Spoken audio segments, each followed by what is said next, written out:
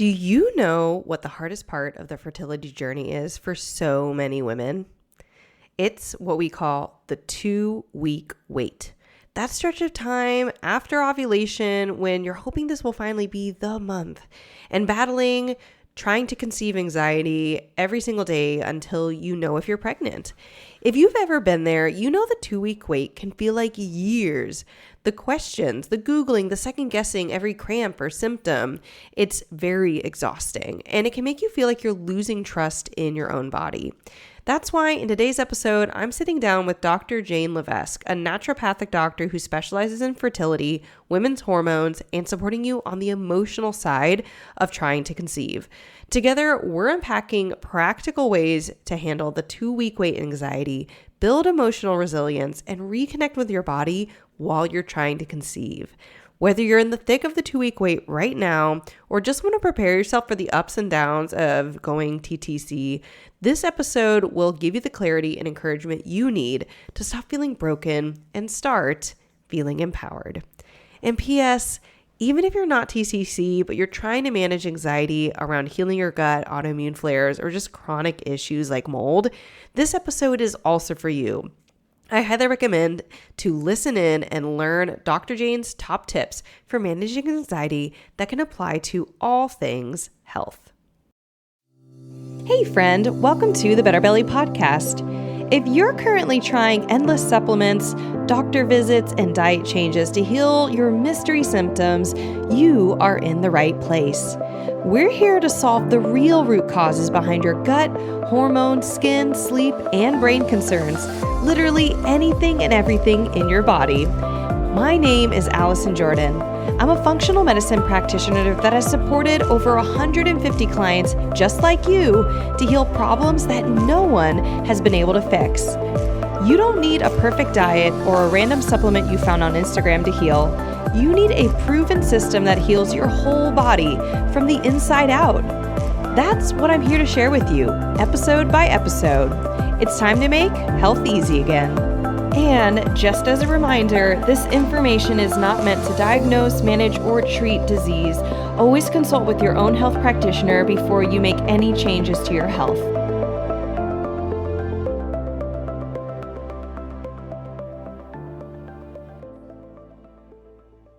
Okay, guys, I'm so excited. Dr. Jane, thanks so much for coming on to the Better Belly podcast. Thanks, Allison. I'm really excited to connect again. Awesome. So Dr. Jane and I got connected on Instagram several months back. Somebody tagged you on a post, and you would think I would even remember the post, but I whatever it was, I liked it so much. They were like referring you to. I was like, who is this Dr. Jane lady? I like this. Then you had a podcast. I was looking through stuff. I'm like, this is so juicy. And we decided to do a podcast swap. So I've been on your podcast. You're coming onto mine. And when I was looking through your podcast episodes, and by the way, guys, she has a lot of great ones. I feel like your titles are so pointed. If someone is going through a fertility journey right now, I literally just grabbed 3 that I was like, dude, start here. Episode 47, why the supplements you're taking aren't helping you to get pregnant. I'm like, yeah, like if you're not getting pregnant and you're taking a bunch of supplements, you should listen to that podcast. Right. Actually, I have a similar episode on, but it's like why the supplements you're taking isn't healing your gut. It's just exactly. I'm really curious what you would say on that. That was really great one. Or episode 83, how to know where to start on your fertility journey. Even if you've been in it for a while, maybe go listen to that and just be like, oh, I didn't even think of that as a starting point. And then episode 85, egg quality, how to assess it, how to improve it. Maybe whoever are for our listeners, maybe you're familiar with those things. We're not going to talk about them today, but just to say in general, Dr. Jane's podcast, and as a person, she's a wealth of knowledge. But today we're going to talk about something that she has titled Mastering the 2-Week Wait. And it's referring to practical tips to manage anxiety after ovulation. But even if you're not explicitly dealing with fertility issues right now, if you were interested, maybe the concept of waiting, mastering Yes. some version of waiting in health. Everybody's waiting in health at some point. We're waiting for lab Lab results test to come. results to Yeah, come in. Yeah. we said the same thing. We were waiting for to see if this protocol is really going to work. We're waiting to see if the improvement we're starting to feel is going to sustain. There's all sorts of things we're waiting for. But of course, you're working with lots of women who are, past their fertility window, and they just have to wait those 2 weeks to be like, did it work? And you're really supporting your clients and patients through this. So let's talk about this. Can you just, Dr. Jane, give us an overview? And I think that there's so many ways we could enter this conversation. So how do you like to enter this conversation? Like if I was one of your clients Yep. and I'm like dealing with that anxiety and nervousness around that 2 week wait after ovulation, where do you start with somebody on that? Yeah. And how exhausting it can be if it's been a year, 2 years, 3 years. Mm. And And 2 weeks so, feels like eternity. It now feels like 2 weeks plus 3 years. I mean, there's so many great memes about it on social media. Like they're really funny, but they're true, right? It's very relatable.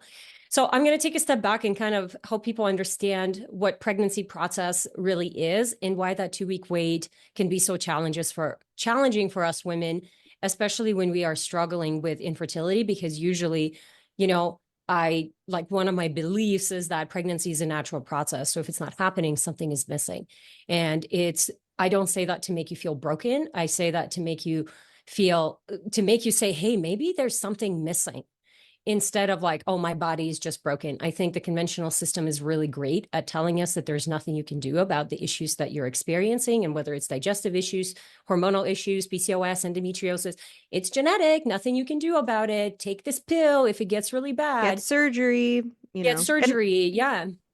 And even though surgery can be the answer, yeah. sometimes we Mm-hmm. need to support the body and help understand why that surgery was needed in the first place. So, like I use fibroids or endometriosis as a really good example.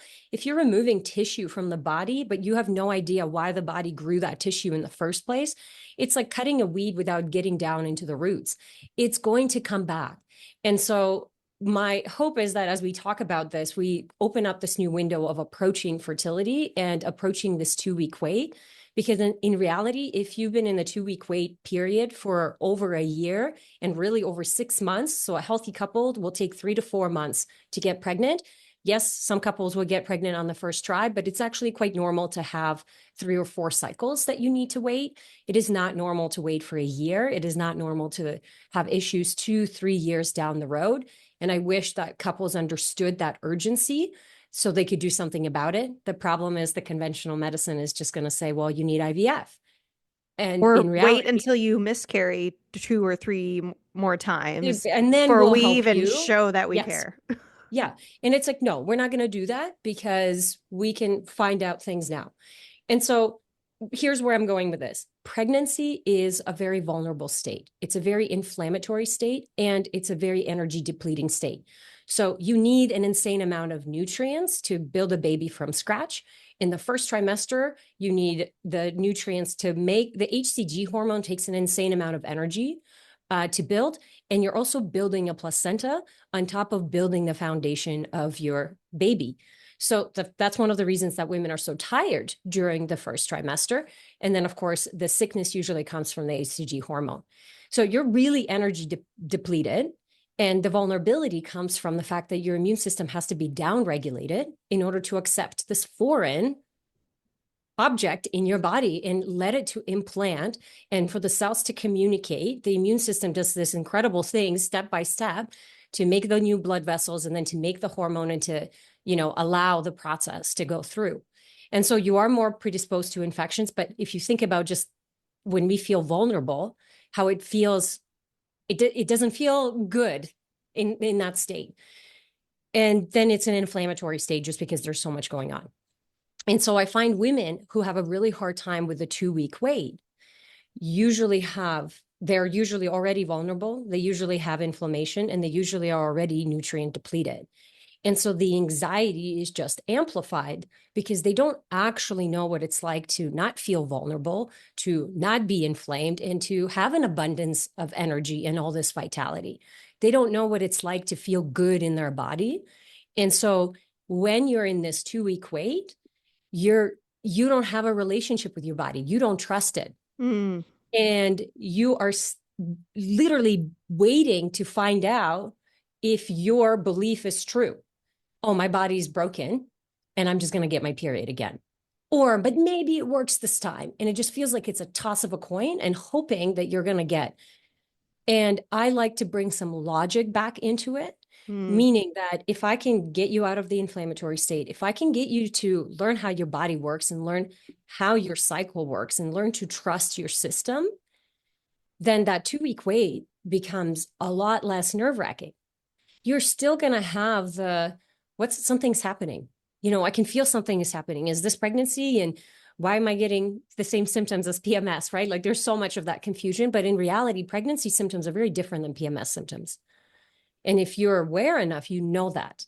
But when you're not, it feels like the same breast tenderness. It feels like the same bloating. It feels like the same. But in pregnancy, you have much higher hormones. Your immune system is doing slightly different things, And it's so subtle that I think when we're not in tune because we're so anxious, we're so overwhelmed, we're so, focused on other things, it's confusing. And then it's feeding into the cycle of I'm broken. That's what's making the 2-week wait hard, Yeah. So I approach it from, hey, let's fix it. You're not broken. When the flower doesn't bloom, we don't blame the flower. We figure out why the flower isn't blooming. And that is the treatment approach. So then when the 2-week wait comes, even if it doesn't come and you feel an immense amount of sadness, because I give my clients, I'm like, okay, we've done all the work. We just got to let the body try. And it's going to be 3 to 4 months. And it's sad when it's not the first month or the second month and even not the third ones. And it's like, it's okay to be sad. It is sad. Mm-hmm. Be sad. That's good. There's nothing wrong with that. But we're going to figure out the next steps once this, the cycle passes. And so I just think it takes tremendous strength, awareness and courage to be able to go through that. And I want to encourage women going through it instead of kind of numbing it and hoping that like, oh, we'll just find out later. It's like, no, it takes an immense amount of strength to have a baby and courage. And there's all sorts of emotions that come with it, and having a kid, a responsibility. And so I think the 2-week wait is just kind of the taste for it. I love 3 things in particular that you just said. And I love it because I really resonate with what I see in my own clients who I've definitely worked with clients who fertility is a component of what they are hoping to get out of healing. But it's the GI issues. It's, well, I still have bloating after my meals, or it's whatever, I had my cycle this month and I still got lots of irritability. But I love one of the first things you said, when we're not in tune with our bodies, it makes us anxious, and it makes us then overwhelmed about what we don't know, and it can make us really confusing. And I feel like I've actually heard you say that twice now, once outside of this recorded call, and it really made me reflect on my own health journey. And when I was the most sick, it was super disorienting. You felt like I couldn't tell why when I ate Am I getting better? Am I just getting worse? Yeah. Or if I ate the same food one day, why it hurt me, and the next day could eat the same food and it didn't hurt to eat it. Because again, most of my symptoms were GI. And it makes you anxious to not understand your body and to feel so disconnected.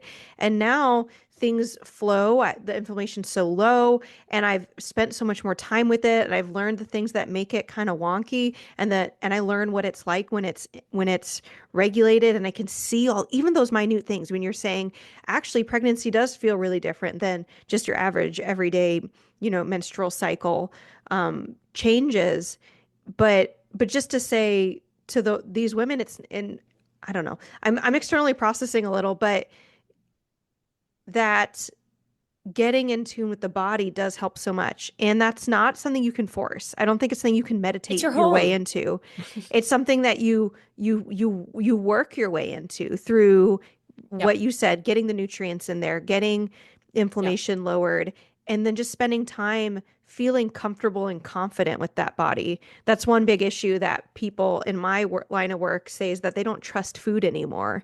That Totally. they just feel like, well, I'm just going to eat something and it's going to suck no matter what. Well, they don't trust food. They don't trust their body to do at the end of the day, it's they don't trust their body. The food doesn't, it's a representation, you know? So, a point that you said that I would add, and one of my mentors said this, is to a beginner, it either works or it doesn't. And to an expert, they can see the process, Yes. And right? so, And so yes. this is why you need the expert, because you think it works or it doesn't. Where in Yes. reality, when I have patients start to get worse because we're stirring up a bunch of bugs or we're freeing up whatever, and they're like, well, I'm getting further away from my goal. It's like, no, you're not. You're actually moving in the right direction, and you're moving exactly the way it's, I think at the bottom of it, and what I like would love for, if we all had a much better relationship with our body, then the world would be a very different place. We wouldn't treat the planet the way that we would. We wouldn't treat other people the way that we are. It's like, it really does start with you. And I think for women, like pregnancy doesn't fix anything. It makes it come out more, right? It just Yeah. exaggerates the issue. So if you're an anxious person and you're like, well, I'm anxious that I can't get pregnant, I've had patients who I thought that was the case.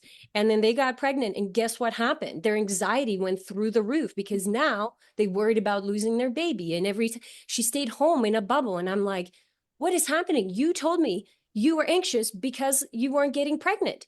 Turns out she lied to me. She didn't lie to me, but she didn't know that. Do you know what I mean? And it was, Yes. as a practitioner, Yes. I was supposed to identify that, but I didn't, because I thought that's probably the case. Yeah. You Oh, know, all I this would feel anxiety will anxious if go I couldn't away. get pregnant. And so Right. I'm telling you, it's, if you heal yourself and you figure out, why is my body anxious? I have a patient right now who's super anxious, and she has to vape and get nicotine in to get her calmed down. And then you look at her history and there's so much trauma. And it's like, well, at some point we have to, like, address the giant elephant in the room and say, maybe this has something to do with it. And instead of blaming our body and saying that it's not, your body is literally doing the best that it can at all times. And so if it's not doing what you want it to do, then you're not addressing something. We don't blame the flower. We look at the environment. It just takes so much ego and so much courage, like getting rid of the ego, and then so much courage to say, huh, maybe there is something that I could do about this. Maybe I'm not broken. Like, that's a whole different voice. And that means you're going to have to learn how to take care of yourself, and you can't blame anyone anymore.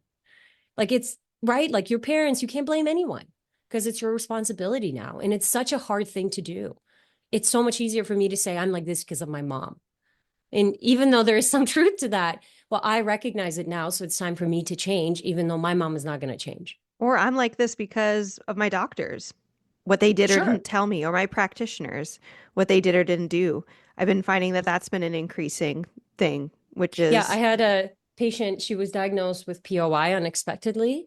And I was like, what does your gut tell you? And she's like, I don't really know what that means. Like, I don't really. And mm, then later she was like, I was on birth control, and it was the shot that basically just stopped her birth control, like her period completely, which are probably like one of the worst things that you can do in terms of the connection from the brain and the ovaries.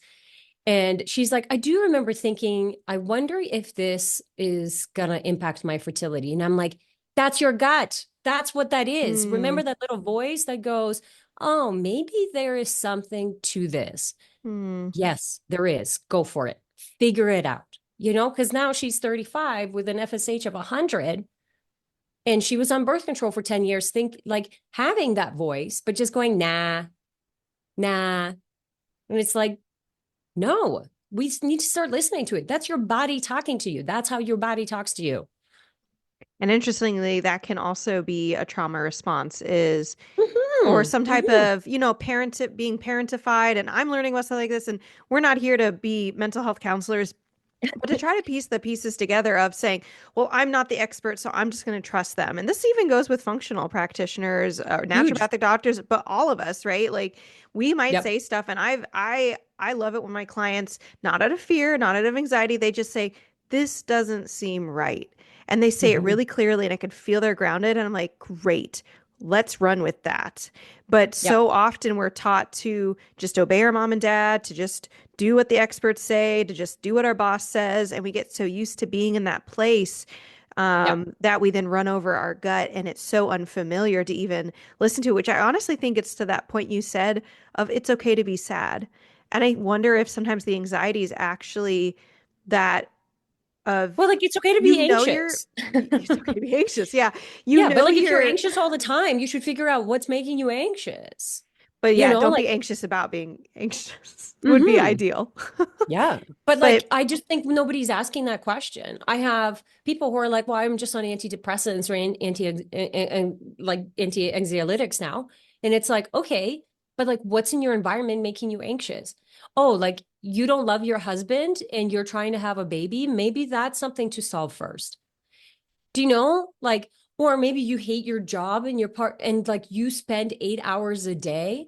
I would be anxious if I lived. mm, So there's things that you can, or like maybe it's just a B12 deficiency and you need some B vitamins or iron or whatever.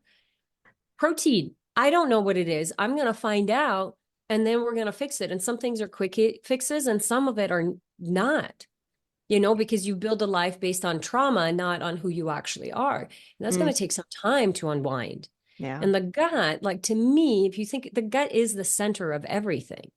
And so if you have gut issues, for example, if it's constipation, like you have a hard time letting go of things, right? I've never met someone who has constipation who's easy breezy going and has no, they might say that, but they internalize so much stress, right? They can't let go of crap they don't need, literally. And then people who have all this digestion, like they can't, they bloat or anytime any diarrhea, it's like you can't take in the world. There's too, like, think about the function of what digestive system does for us. And then, think about other aspects in your life. There's always an energetic, mental, emotional component to the physical body. So, I love what you said. After 6 months with my patients, I'm like, I'm going to tell you what to do for 6 months, and then you're going to tell me what you need. And because you need to learn, I'm going to tell you now because I can look at what you're eating, what you're like, it's a hot mess. But then once you learn, then you need like start a journal. When I do this, this happens. When I sleep less than 6 hours or 7 hours of sleep, I feel like crap the next day. Cool. You have that piece of information now. That's your responsibility. So if you're What coming tired to me and you're not sleeping 8 hours, it's like, obviously that's a simplified example, but it's just like you need to learn how to take care of it. And I will show you and we will continue to refine it because genuinely, like who's ever really done healing, there's so much deeper layers to all of this, but we need to take the responsibility and start. have you had clients, Dr. Jane, who or patients who, and maybe you'd say most, I'd be curious if you might say, yeah, most of my clients, but who say, but I've already done a lot of trauma work. Like I've done Yep. EMDR, I've done counseling, I've done DNRS, I'm in primal trust. And maybe they don't mention every single one of these, but I'm thinking about things that I'll often mention to clients or have done myself. And it's like they're like, I would love to fix my nervous system dysregulation. I've tried the vagus nerve stimulation. I do the yawning. I do, all Sure. the things. I'm curious because you touching on this. So it sounds like you try to work on this with your clients, maybe not directly as their Yeah, like mental I'll health recommend when I counselor. see it, I find my job is to identify the problem, Yeah. and And then sometimes I refer. think people will, yeah. I have two clients right now who are going through EMDR, and one is getting incredible results, releasing so many things, and one is like, I'm not really sure, like so my question is always like, okay, you're doing it, but like, are you actually doing it? And so the practitioner here is going to make a really big difference because the right practitioner is going to pull you into the direction. They're going to see what the issue is and they're going to be able to take you through that. And one is just kind of going to let you go surface level. And this is why we interview the practitioners that we work with.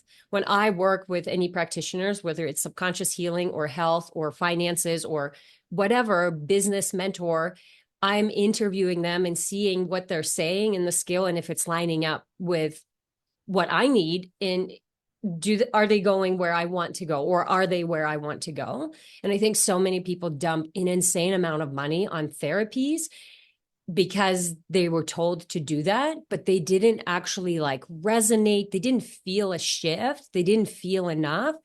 Or it wasn't the right time. The physical body couldn't handle it. When we're talking about mental and emotional stuff, you need physical strength in the body. The body still needs to process stuff. And so if you have parasites, or if your methylation sucks, or if you don't have any nutrients for your energy, you cannot process some of these deeper traumas. So you know about them, but you haven't actually processed them. And there's a very big difference. And the processing takes a lot of energy, a lot of energy. And I'm always like, I'll tell my two patients with the MDR, the one that's going through a lot, I'm like, hey, maybe you need to slow down a bit, because the body can only take so much at a time, right? It's like you're opening up a Pandora's box. I call that mindful negligence. Like, the stuff is there, but you don't have to deal with it every day. Like, that's exhausting. Do you know what I Mindful mean? negligence. Like, I know you're there. We're gonna Yeah. pat. We'll deal with you later. That's it. Yeah. But like, you can't, right? When I look at lab work and I see, and you have heavy metals, and you have parasites, and you have bacterial overgrowth, and you have yeast overgrowth, and you have all these nutrients, I'm not going to slam my patients with 30 things. That's the art of the practitioner, is I know the order that they need to go in. And I'm looking in front of my patients and their capacity and what they've done before, and all of this, like assessing their energy level and because I can write the best protocol for you, and then it's not going to work for anybody else, because we're individuals. What I will say is, when people tell me they've done everything, I'm like, first of all, you can't. And second of all, have you really done it? Meaning that, yeah, you paid and you did the service, but did it actually have the outcome? Because when when I've sat in my counselor's chair and released some really deep buried emotions that I didn't know, my whole life changed. And then I was like, man, what else is in there? And then I would bring it out when I wanted to, versus opening up, because it changed my life so profoundly. Mm-hmm. And so if you're doing stuff and it's not changing it, the one patient that's doing the EMDR, I was like, you're not ready. You're not actually like, or this is not the right practitioner. You need to find someone else. Because I have this contrast of this other patient, and it's like, she's doing some beautiful work, and you can see it in her body and how lighter she is, and what all of these, incremental changes that happen over time. As an expert, I can see it, versus like, it was okay. Like, Yeah, and I feel like what you're describing is actually getting back to tuning into our bodies and that gut feeling of yeah, this like, is this practitioner's, actually working for me? yeah, is this Yeah. Is this practitioner the right right? person? Mm-hmm. And I, when I get the honor to talk to somebody directly before they decide to work with me, because there are plenty of ways for people to just book a consultation. I think that's great. I want them to just be able to jump on, especially if they can listen to my podcast and feel me out. Totally. But Yeah. sometimes when they're like, I've already wasted all these dollars and stuff, and I can feel that tension. I'm like, don't work with me because you're panicked. Work with me because it resonates, because it feels safe. It doesn't mean it'll Yeah. feel safe the whole time. Sometimes I tell clients it's very common that I might make you mad at some point in this Sure. process, because I'm going to tell you something that you don't like, not like I'm being mean to That's how you, but that's how we know it's working. we're helping you face something that maybe you're like, I didn't want to have to face that. I don't want that to be Mhm. true about me or my body or Yeah. whatever it is. And Yeah, there's a some of lot my, of shame, right? or just not, like if a client's like, I didn't really want to have to go gluten free, and now you're really telling me that, yeah, I might Sure. make you mad, but I also might make you healthy. Yeah. um but you want that, Well, my yeah. question is always like, what's the attachment? What are you really attached to? Like the piece of bread that you can have every morning? Why are you so attached to that? If that's the only thing that's making you happy, isn't that the bigger problem? Do you know what I mean? Like, I have these conversations with myself all the time. I don't want to go gluten free, and I'm not 100% gluten free, but before Christmas, we decided to do that. And I had to have this conversation with myself. But I love my sourdough bread in the morning. It's so great. Like, I can't give it up. Like, I literally have these conversations with myself. And then I go, is that really worth the, like, I'm just going to try it and see what happens.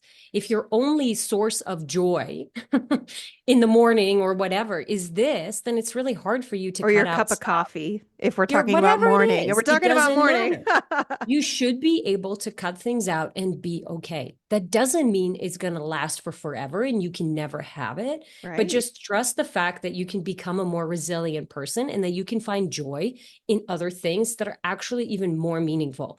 Because there was a point where I didn't think I could give up X, Y, and Z, you know, and I can do it now and it's not a problem. Can I actually And share a I'm not story? less Oh, happy. I'm more fulfilled, right? Like, y- because you find connection and I don't eat because I'm sad. I don't eat because I'm stressed. I deal with the stress and then I eat because I want to enjoy food. And that's very different in how my body responds. You know, if my nutrition teacher used to say, I'd rather see you eat a hot dog with a friend than a salad alone. And it was like, oh, because the energy that you have around eating or who you're eating with actually really matters. And so if you're attaching yourself to something, that my question is always like, why is that so goddamn important to you? Like, like why? That's why I'm cutting out gluten. Like, that's why I cut out gluten for people. Yeah, the inflammation, but I'm like, no, cut it out so I can see what you're hiding from me. yeah, Because you're what you're hiding using. something and I need to find out. That's so good. That's deep. Yeah, like what are we using as kind of coping mechanisms? It's or addictions in Yes. some ways. And I think our society doesn't like that. I'm like, I'm not addicted to anything. I'm healthy. You're like, We're addicted to work. everything. We're addicted.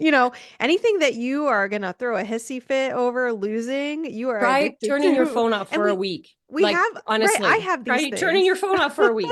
I can't do it. I'm admitting I can't do it right now. I'd love to. I want to get to a place. I can't do it for like work reasons and all that stuff, but like I want to get to a place where I can just turn it off. And like we can't do it. I don't know how many people can. So it sounds like when a client comes into your or a patient comes into your practice and you're working with them, that you are, I mean, first off, you're thinking really holistically in terms of not just their labs, but other things that ways that they're presenting to you of their emotional state, et cetera. And that you help with what you can help with. Anything you can't help with, but if you're observing it, you'll refer out, which honestly, everything you're describing sounds really similar to what I do. You have to get do you ever have patients who are like, I'm not going to do that. They're like, I'm just going to take the supplements, and they kind of really um, resist that work. It's not the way that I coach. Like, I think as a coach, your job is to identify the problem and help them find the next step. Mm, And so, like, I had a really good example of a couple yesterday where, we do a diet log and it's like he has 4 pieces of white bread, he has chips, he has a cookie, like, that's his diet. And then, like, maybe so we have to start somewhere with him. And those are the people that need the most help. But if I sit there and go, you need to do X, Y, and Z. So I just have a conversation of like, what are you willing to do? What is easy for you to do right now? Can we do smoothies in the morning and make it chocolate, peanut butter, whatever? But I'm going to hide some of this stuff. Can you do that? Because it's at the end of the day, I know it's the microbiome that's dictating everything, And so the supplements are going to help shift and I'll explain, but you have to build the relationship with a person and help them understand that if they're not willing to do something, then we're figuring out what they are willing to do. Or why are like, I mean, they're not coming to me do you know what I mean? Like people come to me because they need help. So they're going to do stuff. And I think the partner involvement is where sometimes it's more difficult, mm, sure. but it's not that they don't want to do it. They've just been told that everything is fine and then they don't have any testing done. And so for men, I use data a lot, and I show like, hey, look, you are reacting to gluten a lot. So if you cut it out, you'll feel better. This is why. But like if 80% of your diet is gluten, you're probably not going to go gluten free, right? That's unrealistic expectation. And so that's something that we work towards with. And like I said, as a coach, you're just figuring out what's the next right step for them. Because to me, even if he keeps his whole diet, but he has a smoothie in the morning that has protein, it's like, well, that's still 10 times better than not what he was doing before. And so you want to encourage people to keep moving along because, I didn't start with that either. And I'm sure you didn't. I was Seeing the eating. process, right? Allowing them to see the process. Because a Yeah. lot of the times people quit because they're like, well, I'm not this, so I'm not going to bother. It doesn't really make a difference.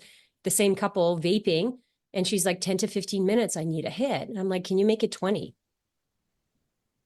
Because if you're making it 20 and there's, 12 hours in a day that you're doing it, well, guess what? That's like 5, 10, 20 less hits. Can we make it 30? Can we make it 45 minutes? Oh, you went an hour. That's amazing. Right. So I think it's setting realistic expectations for people and letting them know that these tiny little steps actually matter a lot. And that's what, I said at the beginning, where a beginner just thinks it works or it doesn't, Mm. where the expert can see the process. And my job as the expert is to show them the process and help them make this. If your heart beats per minute, if you track them at nighttime and it's 60 beats per minute, and we take it down to 55, you might say like, oh, it's only 5 beats per minute. 5 beats per minute, 60 minutes in an hour, 24 hours in a day, that's huge. Your ticker is taking way less. Even 2 beats per minute makes a huge number. But I've punched it into the calculator and I'm like, that's a tremendous progress, tremendous. And so if we have these tracking devices or we're using data like from labs, then we have this anchor that we can use and say, hey, look, you've done this and this is happening. That's good. And it just helps to stay consistent. And then you're just weeding in and planting seeds. I'm like, hey, and then one day you're going to eat 3 good meals a day. It's not here yet, but you will. And they go, oh, maybe I can see a version of myself that does that. Because, hey, guess what? When you have kids, you have to have dinner on the table if you want to be a good parent. And I'm pretty sure you're here because you want to be a good parent. Oh, okay, cool. So then they can embody the version of themselves that's the future parent or the future selves that they want to be. And then it's a lot easier to make those changes because you're like, oh, you're right. I wouldn't do this with my kid around. Well, stop doing it now then. Especially if you, in your case, that's perfect because they're really motivated by the kid. For sure. Like that's I mean, that's anybody why who they're has there. kids, right? Like they want to have, I look at my kids, it's like, it's so confronting to be a mother, Mm. right? It's so confronting to be a parent, but a mother especially because, we carry the kid and it's like all the good things that I see in my kids, I know either come from me or my parents, but all the bad things and the ugly things also come from us. And it's this constant reflection and reminder. And talking about the 2-week wait, it's like my body's going to fail again. I don't want to, and what I say is like, well, face it, have the courage to say that like, oh man, I am not perfect. I'm not perfect at all, but I can actually fix it. And if it's not working, then I need to find someone else versus now my body's broken. Mm. Because I've been through multiple naturopaths before I found the one that like healed me, and there was a difference between a naturopath that just gave me a candida cleanse and one that sat down and talked to me, got to know me. So that's why you and I are on podcasts, so we can spread this knowledge and, bring up some of the other newer naturopaths or whoever, like clinicians that go, oh, I'm not doing that with my people. Yeah. Let's set the standard. We can heal, like our medicine heals people. It truly does. But it's not just taking B12. It's not just doing a coffee enema. Like that's not what our medicine is. Taking fiber. Just eat more fiber. That'll fix it. Just for eat more sure. fiber or more protein. Like that's the big one. Just eat more protein now. It's like that's a component of it, but that's not what the medicine is, So some of my takeaways or some of what's a really, I feel like we've been talking about this 2-week wait, post ovulation, or maybe just waiting in general while you're waiting to see if some protocol is Yep. going to work, how well you're going to heal. I'm really hearing, give yourself the chance to tune into your body, knowing that initially you might not even be tuned in perfectly. You might be like, okay, I'm ready to tune in the body tune in. It's not like it'll just like turn on, but like Yeah. that is going to Well, be like you don't actually, know what you don't know. Do you know what I mean? You don't know what you don't know. but I find that once you get to that place, it will be a place that can actually be what will give you peace. Not that the 2 weeks fly by, not that you get yes, pregnant that next time, but that you are simply at peace in your body and know yes, that, yeah, maybe it's not even perfect, but you are getting somewhere. You're in the process and you're learning about it, and you're in tune, and that you're connecting with it, and that there's, I don't know, there's a peacefulness. So that was one thing I really heard. I mean, honestly, maybe that's, maybe that encapsulates everything of like, it's okay to be sad, what we were saying, or trust your gut and like finding the right practitioner. Honestly, a lot of what I'm hearing is about coming back to our center, Yep. um, which was not what I was expecting, or I take know. away from today, but Nobody is ever. We had this group, I had this in my group program, the chat, where it's like your body is a reflection. So the physical body is a reflection of what's going on. And so if you have really cold hands and feet, if you have excess weight that you're carrying, if you have acne, if you have bloating, if you have indigestion, all those are signs and symptoms that something is missing. And I think, it's a very blanket statement to just say, tune into your body. Because at the end of the day, it's like, well, I feel like crap. What is that? Like, how do I tune into that? And so this is where the expert usually comes in, because there's a lot of things that are causing you to feel that way. And we don't know how far back it actually started, because let's face it, if you're not in tune with your body now, you probably have never been in tune, right? So when I have my kids now, I'm telling them, I'm like, when you eat broccoli, it helps you poop. And so they're like, oh, that helps my belly. It's like, oh, I ate too much sugar and now I feel like I'm going to throw up. Yeah, that's what your body's telling you. It's like, it's not good for us. So we can have a little, but we have too much. That's the signal that your body gives you. I bet your mom or your dad didn't do that for you because my mom and dad didn't do that for me either, but if or you you're switch trying to your, mask how you feel, or you're, or yeah, I totally feel crappy after sugar, but it sure as heck beats how I feel feeling when depressed. there's not, yeah, when there's nothing else distracting Totally. me.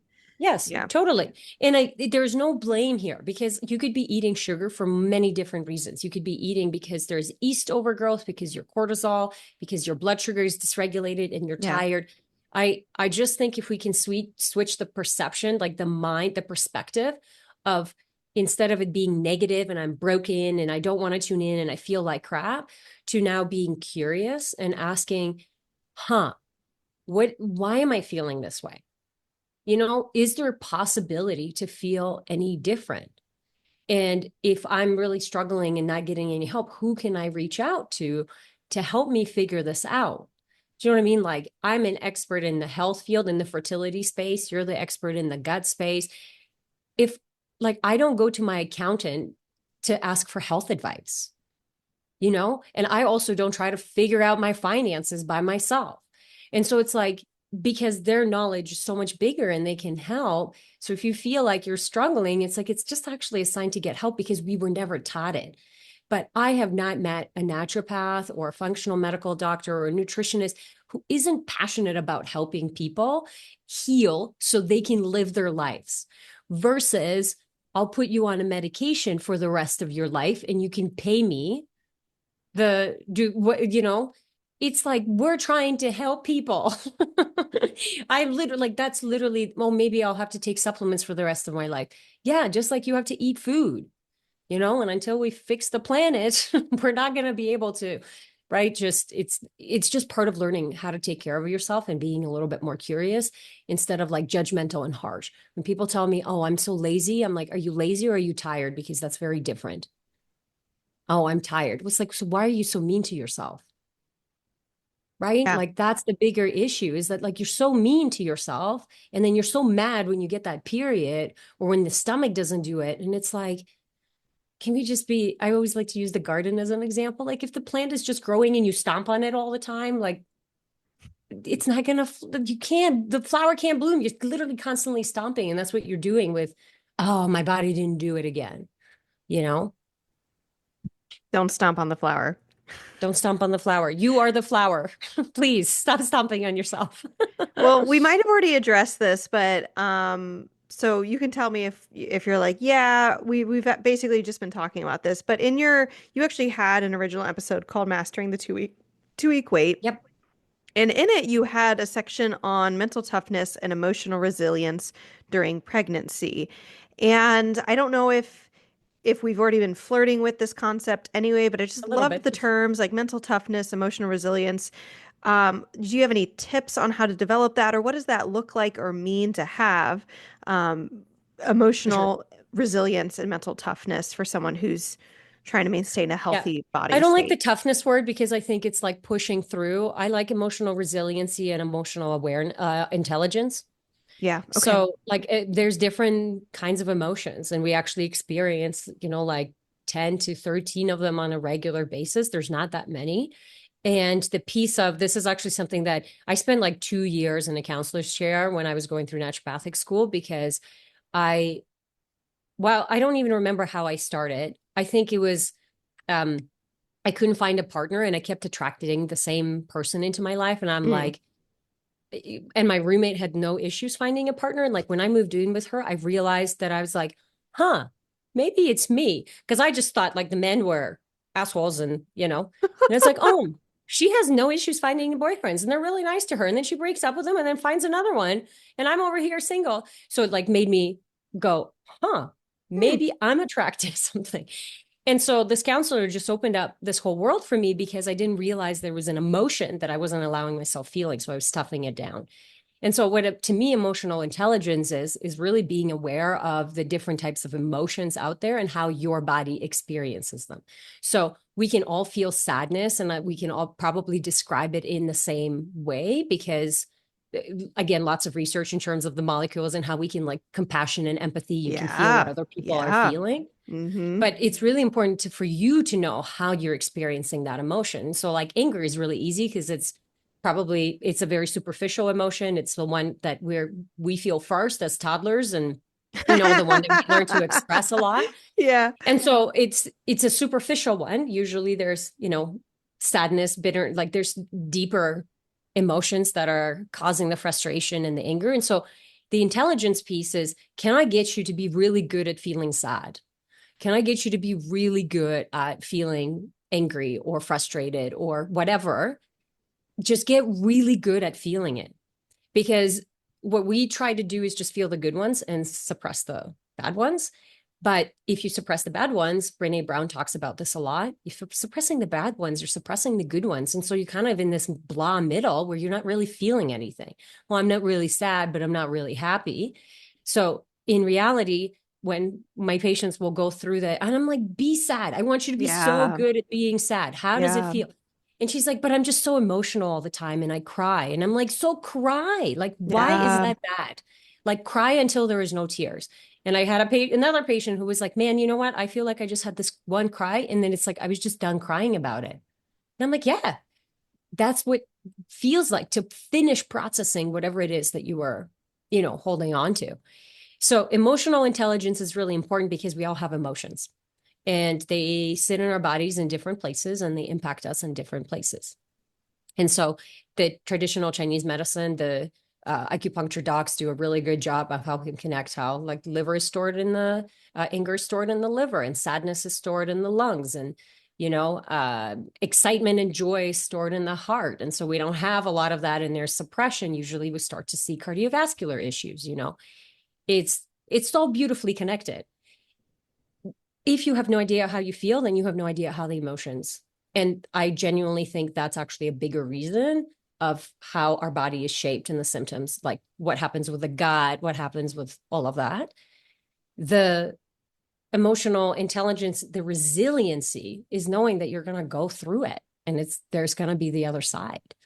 If I get Mm-hmm. really good at being sad, the next time sadness comes along, I'm not going to fear it. I'm just going to let it be because the hope is that, well, I never want to be sad again. I was like, well, that's crazy. What do you mean you never want to be sad again? You don't think any sad things will ever happen to you again? You know? What's that movie that does it with the joy and the sadness and the Oh, anger? Inside The Out. My Inside daughter Out. loves that movie. Well, the sadness comes and then the joy comes, right? And so that was that big, like, oh my God, every time I felt joy, sadness was actually right before me. And Hmm. so I think if people are struggling with and so the superficial ones like anxiety and anger, they're what you're experiencing, they're not the root cause. So we always have to ask what's underneath the anxiety. Why are you so angry? And so for women, I had a woman who was like, I just have this crazy rage, but she's like, it's getting a bit better, but it's like, it's just my hormones. And I'm like, it's not your hormones. Why are you so mad? Give me an example. And it's like, oh, well, my husband will just forget to do an errand and I overreact. And I'm like, okay, is it that you overreact, or is it that you don't feel important, or you don't feel seen? And like, she just goes, oh, it's not the anger, right? I don't feel seen. I don't think you think I'm important. I'm unworthy. Okay. So that wasn't overreaction, but the problem is that you feel unworthy. So what does that feel like? And when did that start? That's the thing we need to heal, because now when he forgets, you go, oh, it's okay, babe. I'll just remind you next time. Right? Yeah, Because she now you're knows. Yeah. acting, that's intelligence and that's resiliency, because you understand what emotion is actually driving the reaction, and not the superficial one, the deep one, the one that takes you to the, oh, damn, I didn't want to deal with that. Right? Well, I can tell. Dr. Jane, I'm so impressed that it's clear that you've done the work, and I even appreciate you just I'm still sharing. doing the work. No such thing as every day. Honestly, like I don't want to, I think I just try to stay so humble, because every time you think you've done it, Something there's a crops beautiful up. reminder from universe, God, whatever Oh no! Oh you're no! like, I don't know anything. I'm so sorry, please. But you have to do the work if you want to heal people, I think, because it's like, I'm a healer because I needed healing and I know the power of it. And then, being able to help couples do that and get in there and help them figure it out. I mean, it's some of the most rewarding thing. It's like, we don't work because of the money. We work because it's rewarding. It's impact. We saw the deficiency in the system and wanted to be a Yeah, part of solving or yeah, being for a sure. force for good. So, I mean, speaking of Dr. Jane, thank you so much for just coming on and giving people the opportunity to just process through. Even I was really looking forward to this, of just the hearing a fresh voice on the waiting, the emotions around healing, and the here and the not yet, like especially Yep. the not yet part of I'm doing the work, it's here right now, but I'm not yet seeing the results. But wanting us to, like, I really feel just an invitation to be changed from the inside out, that it's not just at the end of the day about the having the kid or eating food without pain. It's about feeling at peace with yourself. And there can be a lot of variables for that. It doesn't mean everyone's going to need EMDR or everyone, but needs I've XYZ. never done EMDR. Do you know what I mean? Like I haven't. Like you don't have Yes. to, you have to find the thing that works though. Like, right. I sat in a counselor's chair, I kid you not, every week for almost 2 years, because I processed my stuff and then I wanted to learn how to do it because it was so powerful. Like I struggled with IBS and 20, like weight loss resistance, 25, 30 extra pounds. I couldn't even tell you how I lost the weight. I spent so many years figuring it out. And then I processed all my stuff. Like I couldn't even tell you how I did it because I was doing the same things I've done before, right? I exercised, I ate well or whatever, but I processed stuff. I stopped holding on to it. Yeah. It's So, it's huge. So like you just have to find the thing that works for you. EMDR can be that source, but it's not the only thing. There's so many therapies. yeah. So if any of our clients or any of our listeners want to come connect with you, I'm going to be putting a bunch of links in the show notes to your website, to your Instagram, to your podcast, definitely. And then we even have a link to just your application form. If someone listened to this and they're just like, wow, I really connect with Dr. Jane, go with those gut reactions. This might be the Better Belly podcast, but if you connect with Dr. Jane more than me, please work with her, work with the right person who's Yeah, right for I always say you. the same thing. I'm like, I can't help everybody. I remember someone was like, well, I'm not sure if I align with your approach. I'm like, great, then we got that out of the way. Go find another one. Like, I'm Yes. good. If you're not, then it's your responsibility to find another person. Cause yeah, I think that Bless and release. we spent so Yeah. much, yeah. Well, like we spent so much energy, right, with our clients and we work so intimately with them. I think it's really important to connect Yeah. if So we want to help them. thank you, Dr. Jane, for Thank you for just having being me an on. It's been so advocate for that. wonderful. All right. Hey friend, I hope you loved this episode. If you've been a fan for a while or newly loving this podcast, can you do me a favor? Drop into Apple Podcasts and leave me a review. When you leave a review, you do so much. You help me know you're listening, you can tell me what you're loving so I know what to make more of, and you help others by boosting this podcast so other people like you can find the podcast too. I mean, it's a win-win-win, right? So if you want a way to pay it forward, just go to Apple Podcasts or click the link in my show notes and leave a rating and review. And if you want some more free stuff, just head over to my free Facebook group, betterbellytherapies.com/Facebook, and you can get access to all of my free support for you, including some Facebook group exclusive stuff like my podcast episode vault, where you can search the Better Belly podcast by topic and find exactly what you need to expedite your healing. I cannot wait to see you in there. Catch you guys next week.